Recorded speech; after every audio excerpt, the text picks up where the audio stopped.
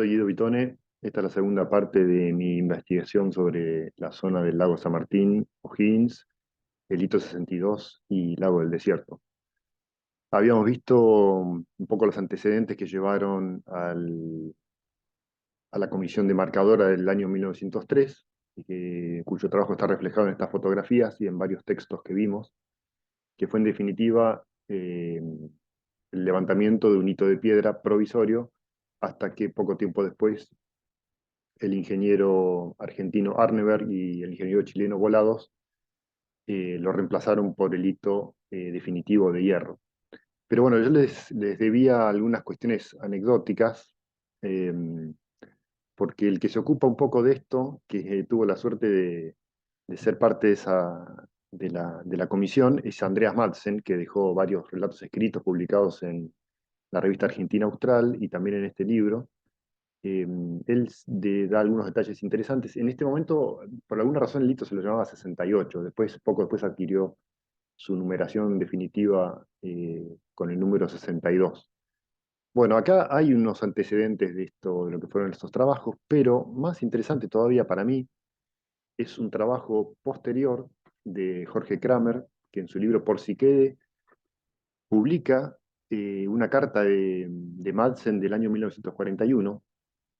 Kramer la traduce y la publica en este libro que tiene varias cuestiones que tienen que ver con la comisión de límite.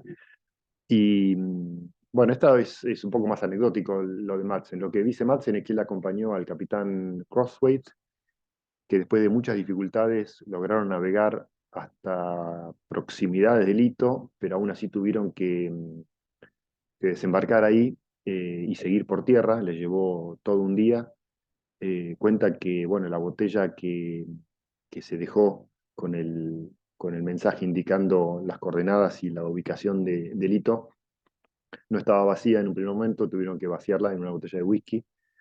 Terminado ese solemne acto, pusieron el papel y construyeron la pirca, este hito de piedra que aparece en varias fotos. Bueno, pero no termina la historia y resulta que no habían llevado comida ni casi elementos para acampar y bueno, entre otras cosas, pasaron una noche en torno al fogón y habían cazado un huemul la noche anterior, la tarde anterior, y bueno, esa fue la poca comida que pudieron comer. Parece que el huemul no estaba muy comible, que digamos, según cuenta Matze. Después de eso, después de esa noche mal dormida, regresan hasta donde habían dejado el barco y pasan una segunda noche en la zona y se despiertan con un fuerte olor a humo. Resulta que el fogón que habían hecho para cocinar el huemul la noche anterior no había estado bien apagado y se ven literalmente envueltos por un incendio que avanza rápidamente, impulsado por vientos huracanados. eh, y de manera muy dramática se ven obligados a lanzarse al agua en el bote, eh, lo cual también era muy riesgoso dadas las condiciones que había en ese momento. Y ahí parece que Hochberg, que era el capitán, dijo: yo prefiero morir ahogado que quemado, y se subieron al bote apagando literalmente a baldazos las ramas encendidas que el viento depositaba en cubierta. Bueno, así termina la... No, no termina del todo así, porque en definitiva volvieron, como había dicho en la primera parte del video, que les recomiendo que lo vean antes de ver esta, cuando se encuentran con los ingenieros argentinos y chilenos que habían quedado en otro campamento, y les dicen, bueno, van a tener que ir a poner el hito definitivo, pero claro, en el medio pasó el incendio, así que cuando en definitiva tuvieron que llevar el hito de hierro, tuvieron que transitar por el bosque aún humeante que terminó lastimando, quemando las patas de los caballos. Bueno, esto es un paréntesis anecdótico, vamos a seguir un poco con el rigor histórico. ¿Qué pasó? O sea, ¿cuál era la situación al sur del hito 62? Que como vemos fue puesto ahí, tal vez había una diferencia según dijo Arneberg, y lo mencioné en la primera parte, pero en definitiva, del 62 hacia el sur de la costa del lago San Martín no estaba para nada explorada la zona. Y esto lo reconoce tanto Crossway como Holditch. Dicen, bueno, ahí queda resolver la cuestión. El límite sale desde el hito 62 y va hasta la cumbre del Fitzroy, pero en realidad no se conocía, no se había relevado para nada ese tramo. Entonces, como decía antes, también comienza el siglo XX y los mapas no mostraban ningún detalle de la zona y por lo tanto no estaba el lago del desierto reflejado en los mapas. Sí era conocido por los pobladores, por supuesto, que ya empezaban a instalarse en la zona. Incluso acá también como un dato curioso para que ilustre el desconocimiento, esto lo dicen los miembros de la...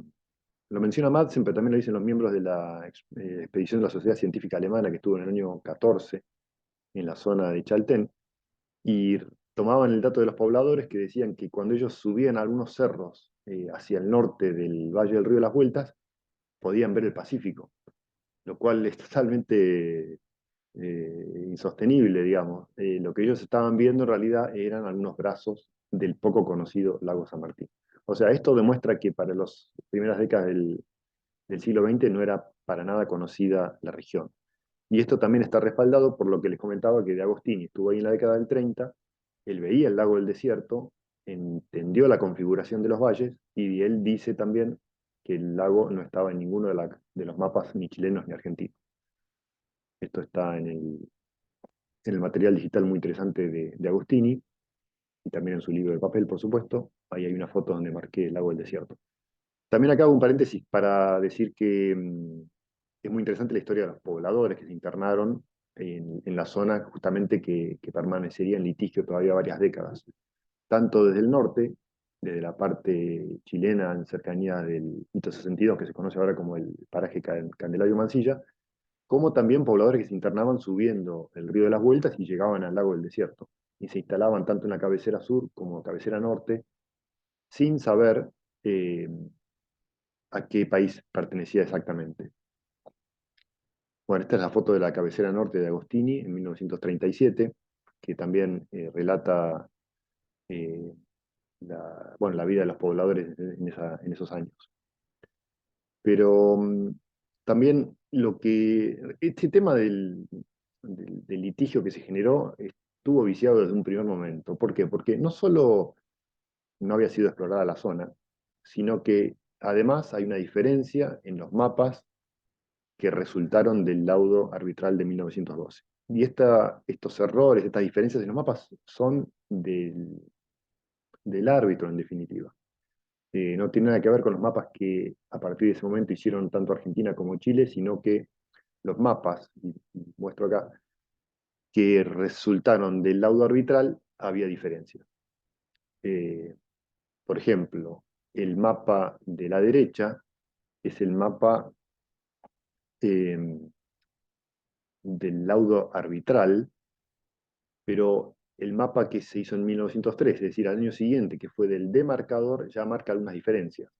Como ven, en líneas generales la línea iba hacia el sudoeste del hito 62, pero hay una pequeña diferencia y el mapa del laudo tocaba la cumbre del Gorra Blanca antes de ir al Fitzroy, pero el mapa del demarcador de 1903 mandaba una línea directa, dejando el Gorra Blanca del lado de Chile.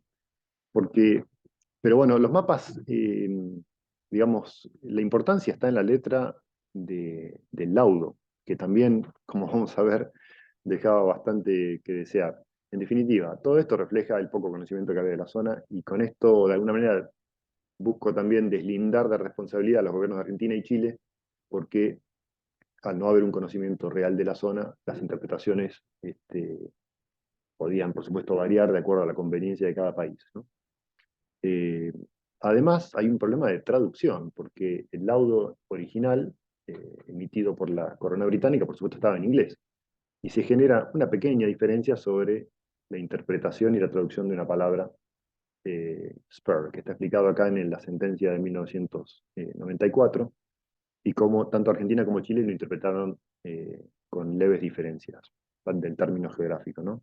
Que dice ahí eh, que podía ser interpretado como estribación o cordón eh, o espolón. Bueno, en definitiva, pequeños detalles que complicaron aún más la situación. Bueno, con esto llegamos a la década del 40 donde Argentina y Chile sabían ya que esa situación, que esa zona era un gris y que había que definirla. Se crea la comisión mixta con la intención de llegar a un acuerdo, entre otras cosas. Eh, pero un evento para mí, un hecho, digamos, importante en la década del 40, que son las primeras fotografías aéreas de la zona.